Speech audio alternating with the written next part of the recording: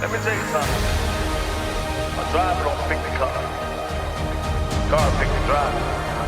It's a mystical bond between man and machine. It's a mystical bond between man. What's up, you beautiful collectors and Transformer fans? It's the one and only Off the Bottoms coming to you with another video review. And on today's episode, thanks to the incredible support of patrons of mine such as TJ and Emma, we're going to be taking a look at the new Transformers Studio Series, Voyager class Blitzwing from the Transformers Bumblebee movie. For the package, much like all of the Studio Series figures, you got that nice Transformers text with the Generation logo right up there. You got that really nice open window that fully showcases Blitzwing, which I still say that's supposed to be Starscream. You got a CGI image of him right there. You got an up-close image of him there, which again, that head looks like Starscream's, especially with these little side bits, but I digress. The other side here has a more pullback image. It's much like that, but a little bit bigger. He's an Autobot, I guess. Come around to the back of the package. You see that he transforms in 27 steps from his robot to his jet mode. Being part of the Studio Series line, he is big screen inspired with the scale, the detail, all that stuff. And he comes with a backdrop, which is the canyon attack, which I want to say that we've gotten that one as well. There's not a lot that we haven't gotten. But hey, it's Blitzwing. That's not a triple changer. That happens to look like Starscream. But for the packaging on this guy, that's about it. So without further ado, let's get him out here and see how cool he actually is. And here we have Blitzwing open up out of his packaging and obviously in his jet mode. And right up front, I'm going to tell you that, in my opinion, this is the best figure that we've gotten from the Studio Series Bumblebee line. I absolutely love this guy. Now, as a jet, he's not bad. The worst part would probably be this back area. It's kind of clunky along the side. You can basically see these are going to become his feet in his robot mode. But like I said, it's a little bit clunky. Most jets kind of have a slightly ugly aspect to them, and I would definitely say that this is it. I don't know how they could have done that better, but it is just how it is, I suppose. Now, for his weapons, you got a couple different ones here. This is his weapon that he used to remove Bumblebee's voice box. I like plugging it in right there. There's a little hole right there. I think it looks a little bit better there. More, I guess, natural looking. The other place that the instructions even tell you to put it is right here on the back. You got these little holes right there. That I just think adds like an unflattering sort of look to it. I'm not a big fan of how that looks, but there's no other real place you could put this. I mean, I guess you could kind of peg that in like that, which then looks even more dumb, but you know, you do have that. Like I said, I like plugging it right there. Now, you do have this. Now, the instructions actually show this is where you're supposed to store this. There's a little slot. You got this big tab that sticks out, and then underneath it is this little tiny rectangular slot section. That tabs into this little post right here. So you kind of go in on a little angle and then clip that in like that. And that's where you got his little landing gear. Move that up. That's where the weapon is supposed to be stored. I've seen some people that don't get instructions with their toys because, you know, they get them from China. Plugging it in here in the back, I guess you could do that, but it just sits there. that looks even more ridiculous. And there's no real way to really kind of hide that. I mean, that's the best that it's going to get right there. That just looks dumb. It's supposed to go right here.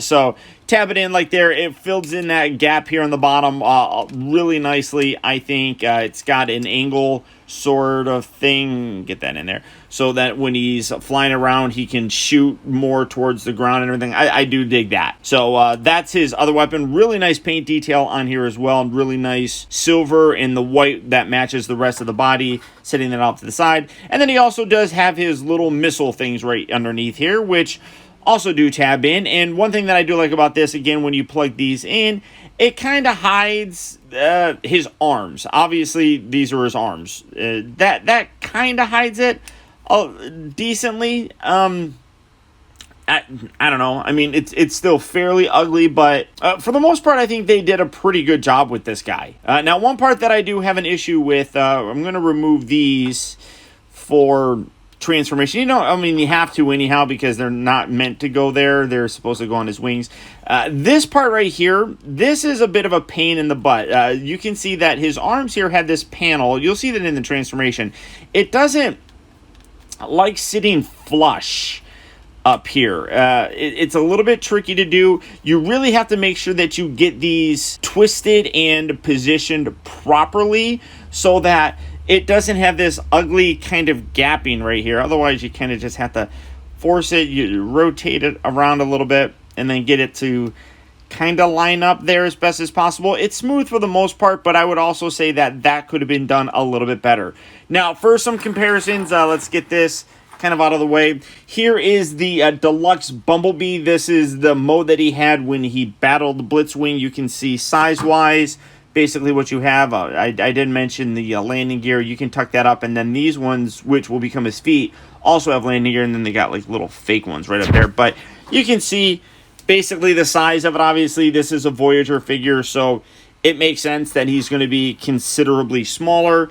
And then, what was this? I want to say this was a deluxe as well. Is this? I don't honestly remember, but this is a Scatter. Again, I mean, yeah, definitely a smaller vehicle, but the vehicle mode on this was really clean. I really liked how that was. Very impressed with that. I'm more impressed with this as a jet than I am with this. You can see that a lot of the stuff here really hid very nicely in terms of an overall jet. Whereas this, like I said, for the most part, it's pretty good, except for this area. That does get a little bit ugly, but you know, it is what it is. Now, what I like doing so that I make sure that I keep this the right way, I'm going to leave these here for right now. That way I can just flip them around later on.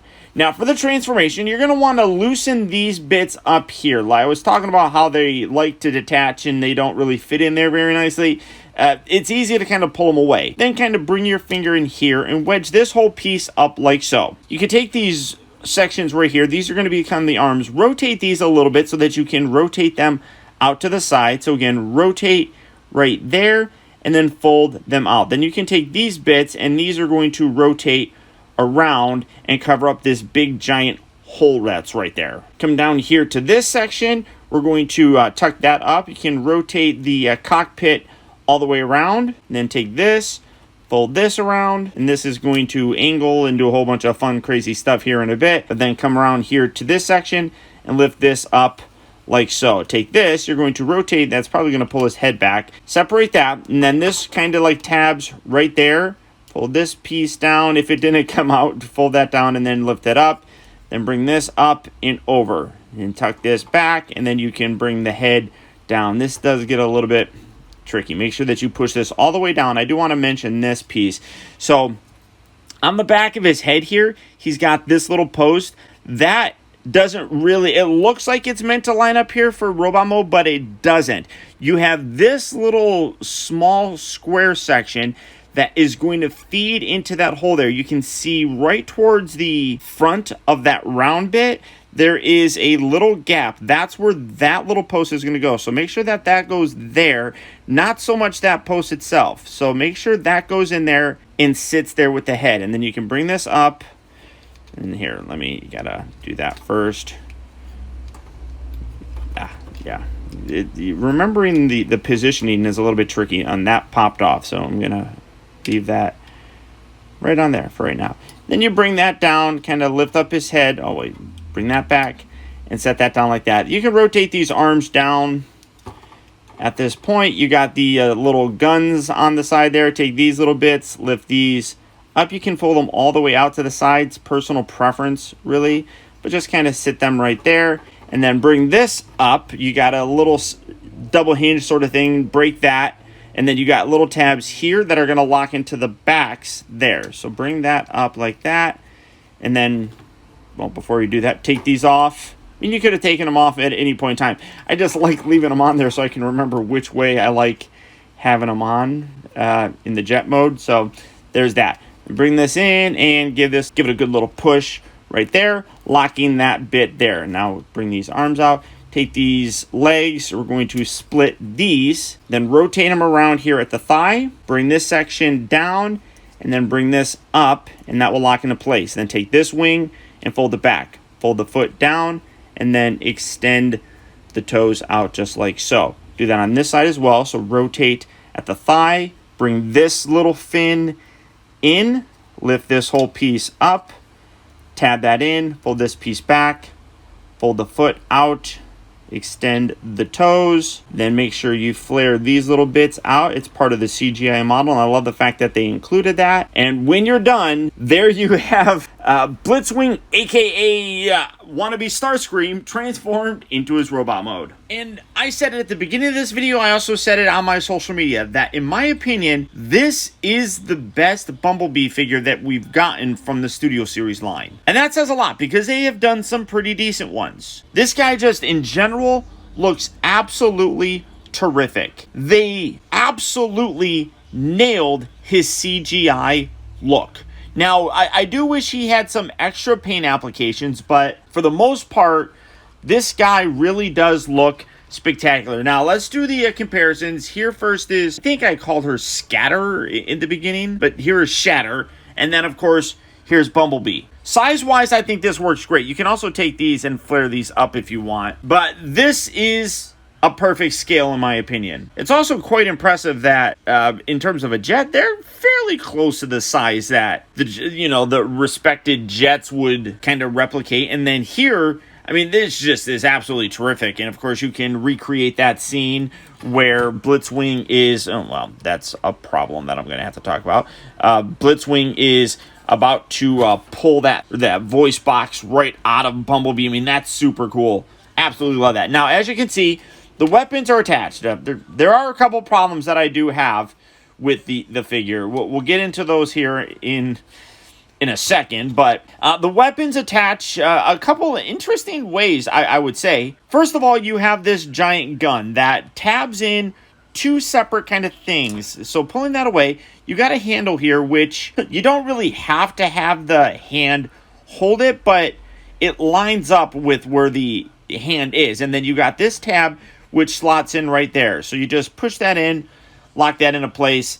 Absolutely terrific. It does go in there very securely, so when you're removing it, it's a little bit tricky. You kind of have to wiggle it to get it off. Now, when you don't have it in there, you can come around here to the back. You can plug it into the back sections here to store it if you really wanted to. Let's kind of put that there. You can put it on an angle where you don't really see it from the front or anything, but I still think that's a little bit ugly. And then for the little extractor bit, now this is kind of interesting. You can see great detail on there. It looks kind of like a hand, and then it just comes together to the little point. To put this on, it literally just pegs in. You have the regular hand that you normally would have in there, and then if you wanted to switch it, you can just pop it out. So a little bit of parts forming, but I think that that's a good way to do it so that they didn't have to force some kind of engineering into the arm to make this rotate out or something. I like that. I think that's acceptable. What's interesting, though, is both of them do it. You can remove both. So if you wanted to put this in this hand and if you wanted to put that on that, you could. And I was going to cover this in the articulation section, but what's interesting is this actually has an articulated hand. I don't know why they didn't do that with both of them, but it is what it is. But amazing amount of detail on this. Now coming in, let's zoom this guy in just a bit. That is absolutely gorgeous detail on the entire figure. Really very, very impressive. The head sculpt looks outstanding. Again, totally looks like Starscream. The colors, the way that the wings are, this looks like Starscream. I feel like he did this just so that there would be kind of like a Starscream-ish character in the movie that didn't necessarily look like the Starscream that we know. I mean, obviously, this guy looks like the Bumblebee that we know. This doesn't look like the Starscream that we know, but it's cool to kind of get like a G1 sort of look.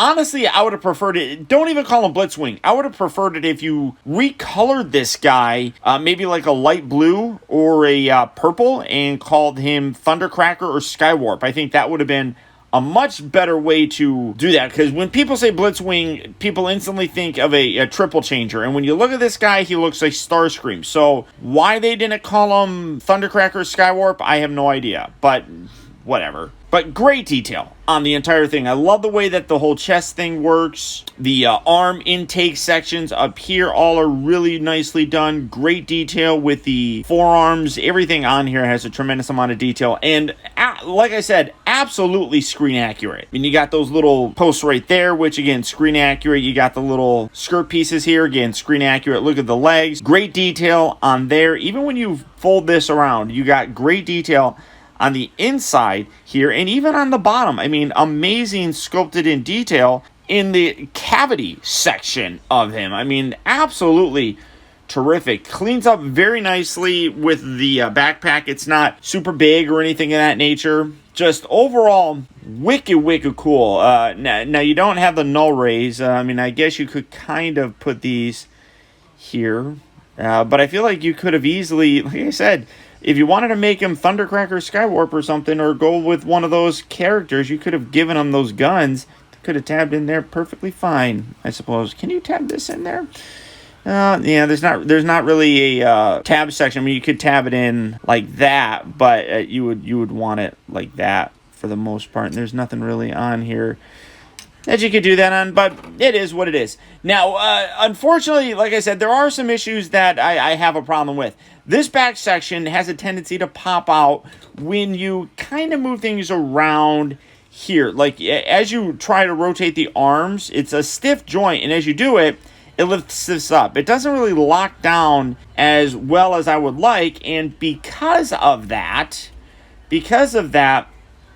rotation that you end up causing, it ends up making that entire back section detach. So it does kind of suck that you can't really get that securely to lock into place. But as long as you hold it, I mean, if you hold the chest down and rotate it, it's perfectly fine. These are just really stiff joints, so I don't know if that's contributing to the problem. I mean, complaining about stiff joints shouldn't be something that we do as Transformer fans, but it is what it is for the most part. It doesn't bother me too terribly much because he still displays like a freaking badass. Now, first articulation, the head is on a really nice ball joint. You can see that you can get it looking up fairly decently for a good flying pose. Does rotate, all that kind of stuff. A little bit of a side to side, not much. You can see that the shoulders rotate there. They also hinge in and out. I also love how they engineered that, where the shoulder section is on a separate joint than the rotation one, but it's blended in perfectly with these little side intake sections. Does rotate at the upper part of the bicep. He's got two bends here at the elbow. The wrists can rotate, as you can see. Both of them do that, and then you got the finger articulation there. He does have waist articulation, but it's really not much. It's just kind of like that. But it is a separate piece. What's interesting is you've got this little cod piece here that can move forward, but it doesn't help with the articulation really, and it doesn't really limit the leg. So like having that move forward really seems kind of pointless, but you know, you can do that. The hips do though move forward and back. They move in and out. Rotates right above the knee. You got a nice bend at the knee as well. Come down to the ankles. You got toes that can point, and then you got ankle tilt. Now, unfortunately, unlike some of the Earthrise figures, it doesn't have that little fill-in area. I wish that they could do something with that, but I guess because of the nature of the transformation here, there's no real way they could have engineered an extra piece to kind of give a curved surface to kind of fill in that gap, but it's still cool to see that. And like I said, I just absolutely love the figure. I have such a hard time looking at this though and not seeing Starscream, to be totally honest with you. Just the colors, the look, everything on here, like I said, just screams Starscream. You see what I did there? But I know, it's Blitzwing. Now, transformation back to his vehicle mode. First, we're going to come around here. We can straighten out these wings just like so. Go ahead and detach this piece from his back. That's in there really well now. These you can take off. Like I said, we're going to put those on in his jet mode. They go on the bottom, so obviously they can't be there on the top. You can take this piece here, rotate that around like that, then straighten out his head, and then this whole section you can lift up, fold this piece down, then take the head, detach that from that back section, rotate that down. You can close that back up and then bring this around. Take this. Now this is where you take that little post and you plug that into that hole. That locks the nose cone in place. So give that a good push right there. Come down here, kind of just straighten everything out. Take the feet. You can tuck these toes in, open this bit up. This piece is going to come around, fold that out. And then this is actually, you got a little tab that's going to lock this into place right there. Take this, fold that out, and then fold this around as well. Can rotate here at the thigh. If you didn't collapse that little side piece, go ahead and do that now. You can do that on this one as well. Take these, open this up, fold that, and then that locks into place. Fold out that wing, rotate that wing, and then rotate the thighs. You can bring the two halves together. They lock in back here.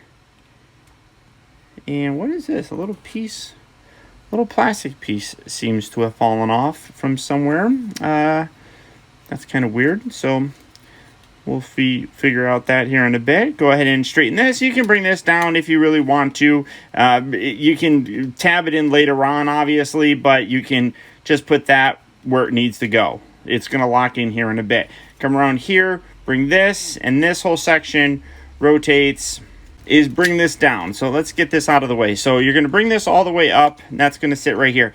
Kind of locks into place. You got some little slots and everything that groove in here. So just kind of give that a good push. It sort of stays there. Then this, what you need to do, rotate this up and around like that. Now, try and, like I said, get that out of the way. Try and keep this as straight as possible when you're doing it.